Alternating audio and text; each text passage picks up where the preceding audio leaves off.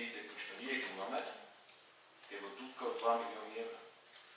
А за средното образование немаме информация.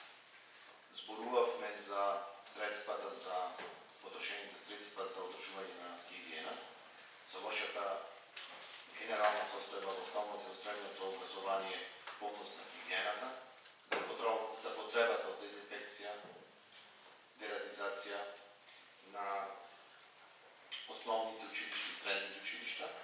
И сега вие зборувате дека минатата година сме имали вишок на пари. И тој вишок на пари сега се распределува. Токму за тоа зборувам. За распределата на средствата кои што основното и средното образование ги добива, за износот, за сумата која што е даваме. Мислите дека ова ќе го реши проблемот? Мојот одговор беше во тој контекст.